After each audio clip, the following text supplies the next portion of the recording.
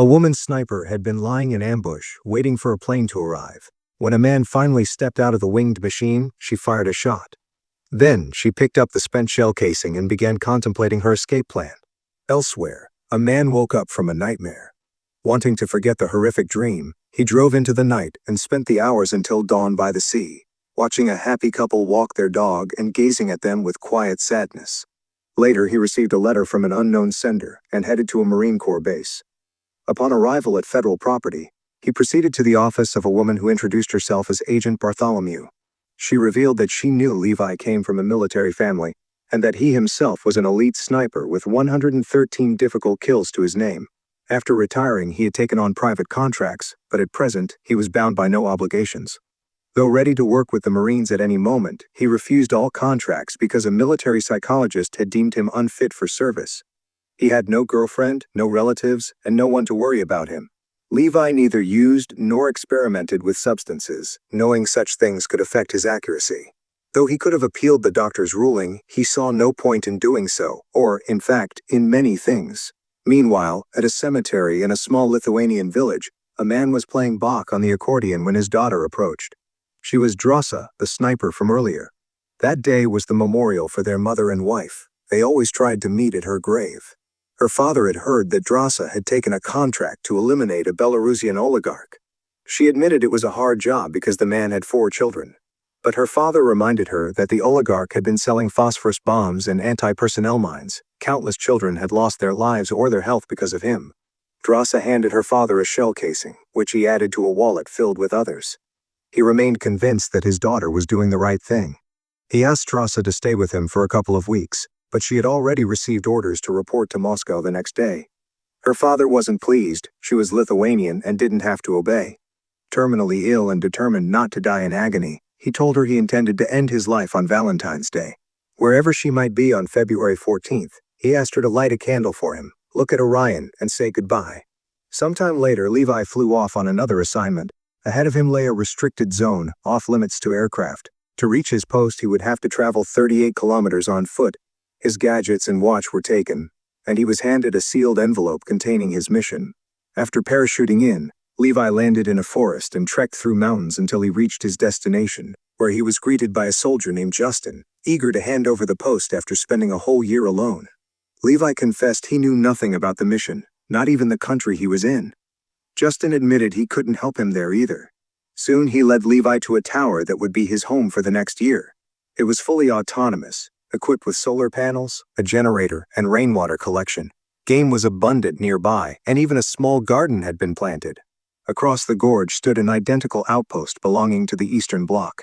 Reaching it was impossible. The ravine slopes were mined and full of traps. Each side simply did its job in isolation. The work was simple, suitable for a qualified technician. Daily patrols along the western border, inspecting fortified defense points. A connection check with the outside world occurred only every 30 days. Satellite transmitters along the border sent false signals to keep the gorge invisible to spy satellites and reconnaissance drones. There was no communication with the outside world. In a worst-case scenario, a panic button would alert authorities. If all systems failed or an invasion occurred, the system would initiate something called the stray dog protocol. Justin didn't know what that meant, but warned Levi. If he ever heard sirens, the best course was to run far away. He speculated the whole setup was a relic of the Cold War. Every year someone from the west patrolled one side, and someone from the east the other. For 75 years, no one had discovered what lay within the gorge. Their real mission was to keep whatever was inside from escaping. A year ago when Justin had arrived, he thought his predecessor was insane, until he saw the creatures the guards called hollow men. He wasn't sure what they were. The term came from a poem, he believed. Justin explained that in the late 1940s, 3 battalions, 2,400 cavalrymen, had been sent into the gorge to clear it. None returned. After that, the strategy shifted to containment. He had learned this from his predecessor, though it may have been a distorted version of events. Still, Justin believed the gorge was an entrance to hell, and they were its gatekeepers. The men said farewell. Justin headed to his pickup point. As a helicopter arrived and lowered a cable, he climbed aboard, only to be shot by the pilot and thrown out. The pilot then radioed Bartholomew to confirm the rotation was complete. A month passed. Levi fulfilled his duties with diligence, daily patrols, mine checks, weapons maintenance. He radioed updates to his superiors. In his free time, he read from the tower's ample library. One day, he noticed quotes on the walls, left by predecessors over the decades. Occasionally, he harvested the last of the season's produce from the garden. One night, he heard the sound of a saw coming from the opposite side of the gorge. Looking through binoculars, he saw a woman, Drasa. She too tried to glimpse her counterpart, but when she saw him move away, she returned to her work. That night, Levi awoke from another nightmare. Grabbing his rifle, he didn't notice he'd broken a glass and stepped on the shards. The bloody footprints brought him to his senses. He picked up his binoculars and saw Drasa still awake. When she noticed his gaze, she extinguished her candles and moved deeper into her quarters. Another month passed. Drasa celebrated her birthday and, out of boredom, decided to prank Levi. She fired a shot into the air to get his attention. When he reached for his binoculars, she held up a sign asking for his name. Levi warned her that contact was forbidden. She wasn't bothered. She wrote her own name and declared she'd do as she pleased since it was her birthday. Levi laughed, wrote his name, and suggested they drink to her health. Drasa turned on music and invited him to dance. Levi claimed he couldn't dance, but she didn't believe him. Surely there was something he excelled at. He admitted he was a good sniper. Drasa wanted proof. Levi placed a flask on the edge of the parapet, intending to shoot it. Drasa beat him to it, knocking it off with her own bullet. In response, Levi shot her wine bottle. She then balanced another bottle on her head, inviting him to continue the game. Suddenly, she lost balance and took the bottle down, motioning for him to look below. Levi peered into the darkness. Something moved, a strange creature resembling a living tree. He fired. One stepped on a mine and exploded. More began climbing the wall. Drasa opened fire, helping Levi eliminate the monsters. Silence returned, briefly. Then, hands with branch-like fingers gripped the ledge. A woody monster crawled over. It kept advancing, ignoring her gunfire. Levi shot it down. He realized hollow men were attacking her side too. He opened fire across the gorge to help. Explosions rocked the edge of the cliff, flinging Drasa aside. Levi covered her with machine gun fire. Eventually, the assault ended. They sat in the darkness, catching their breath. Drasa tended to a wound she hadn't noticed. She wrote that it had been the coolest birthday ever. In the morning, Levi inspected the fence, welded gaps, and laid new mines. Suddenly, a drone emerged from the gorge. His turret reacted instantly, but the drone flew away. Another month passed. Levi kept busy with chores. Drasa played the piano. One day, she noticed a lit Christmas tree and a holiday message from Levi. They built snowmen, named them after each other, and played chess, calling out their moves. One night, they had a drumming battle using whatever objects they could find. February arrived. Levi, once again, awoke from a nightmare. On the balcony, he noticed Drasa was awake too. In the morning, he wrote her a note. She didn't respond. It was February 14th. She played a Bohuslav Martinu record and cried, remembering her father. Levi asked what had happened. She said it was a hard day and confessed she wished he were there with her. Levi couldn't sleep. A quote on the wall inspired him to act. In the morning, Drasa saw a grenade land with a rope attached. It was a makeshift cable crossing. She tied it to a tree and found a note inviting her to dinner. Levi cleaned up, gathered wildflowers, and zipped across the gorge. The line slackened. He had to haul himself along. Drasa welcomed him with rabbit pie. He offered her the flowers and admired her beauty. She invited him to use the sauna and playfully left clothes out of reach, forcing him to dash naked to get them. They ate and wondered where in the world they were.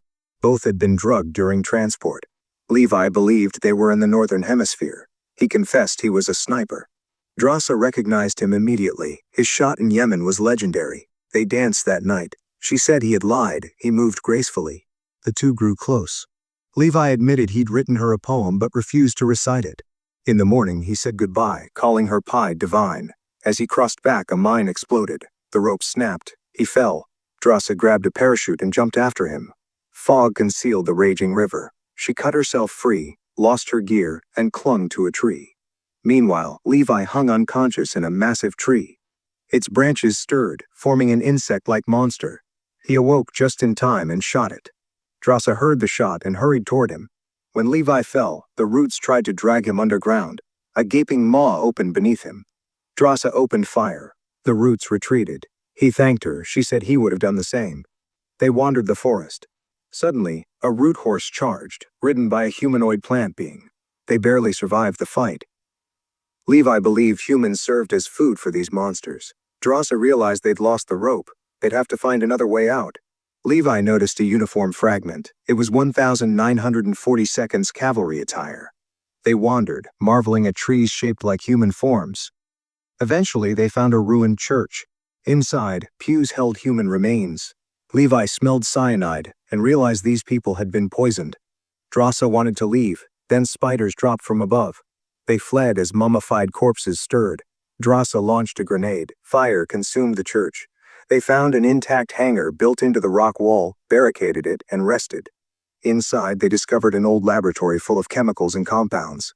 While searching the deeper levels of the bunker, Levi discovered an ancient generator, still operational after all these years.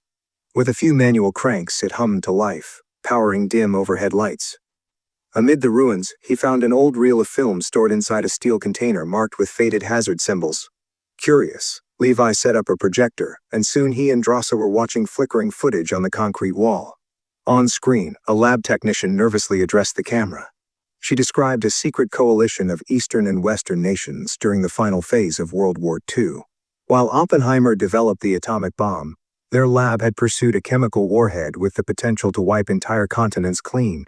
But then an earthquake struck the Gorge, burying the lab and unleashing its biochemical arsenal into the environment. The resulting contamination fused human DNA with local flora and fauna, creating the Hollow Men. Some victims mutated into grotesque forms, but a rare few proved resilient. The woman explained that if mutation did not occur within 5 days, the individual was immune. On camera, she revealed creeping mutations on her skin and broke into tears. Drassa noticed a sealed ampule in a secure container, containing what might have been the cure, or perhaps a stabilizer. The woman begged for forgiveness and prayed for mercy, warning that the lab's location, deep within an impassable gorge, might be the only reason humanity had been spared. The film ended. Deeper inside, they came upon a room with sleek, modern equipment that didn't belong to the 1940s. The lab, it seemed, had remained operational, secretly, for decades. Why hadn't the military simply bombed the site? Levi booted up a nearby computer. The system bore the insignia of an organization named Darklight, a private defense contractor, not a military agency. He realized they'd been working not for any nation but for an ultra-wealthy covert company. Darklight's drones, he recalled, were known to collect hybrid specimens worldwide, likely to create engineered super soldiers. A program file caught his attention, Stray Dog. It was a failsafe. Jared's warning had referenced it. The plan was to thermally bomb the gorge in the event of contamination, but the original earthquake had damaged the warhead. The protocol had never executed. Levi turned to Drassa and said that even if they didn't make it out alive, meeting her had made everything worth it. As they prepared to leave, Drassa suddenly remembered she'd left her bag, including all their ammunition, by the entrance. They had no choice but to return. They tossed a smoke grenade for cover, but in the fog, something struck. A root, long, muscular, and whip-like, lashed from the mist, wrapped around Drassa's leg, and yanked her away. Levi pursued, heart pounding, as the root disappeared into darkness. Drassa was flung into an old missile silo. She came to, suspended in an overgrown chamber, while a hollow man circled beneath her, deciding how to eat her. She broke free, managed to set the creature ablaze with a burning log, but it nearly overpowered her. Levi arrived just in time, killing the creature. Examining it, he realized it had once been a man, one of his predecessors. Perhaps the very officer who'd first called them Hollow Men. They fled the silo, only to discover half-buried rockets in a twisted forest of mutated plant humans. The nightmare landscape looked like nature had swallowed an armory. As they crept through, one tendril snatched Drassa. Levi fought to free her, and they shot their way through, with Drassa finally firing a grenade that set the mutants ablaze. Eventually, they found a functional jeep fitted with a winch.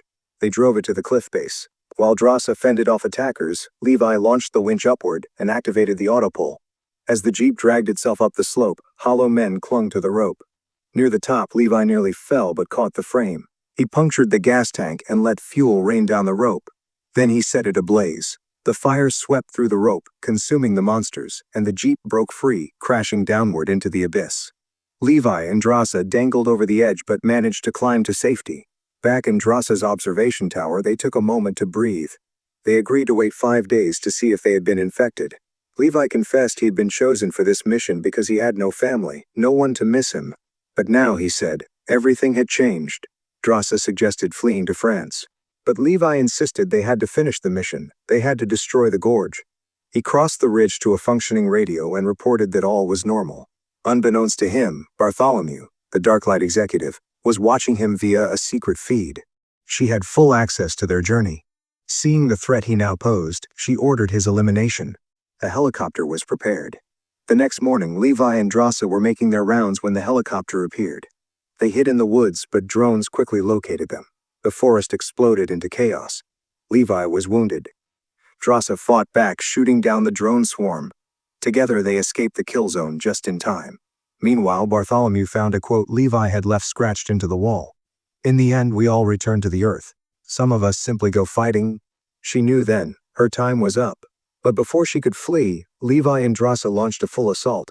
Their explosives triggered a massive chain reaction, breaching the gorge and revealing its secrets to orbiting satellites. The stray dog protocol, now reactivated, initiated detonation. The blast wave struck the helicopter mid-air, destroying it. Levi was caught in the shock wave and thrown into the river below, vanishing into the current. Drassa waited in a nearby cave. 5 days passed. Levi never returned. On the 6th day, she walked away. Months later, in France, Drassa worked at a seaside cafe. One morning, she finally opened Levi's last letter. Inside was a poem, his farewell to her. Tears streamed down her face. Then one day, she looked up.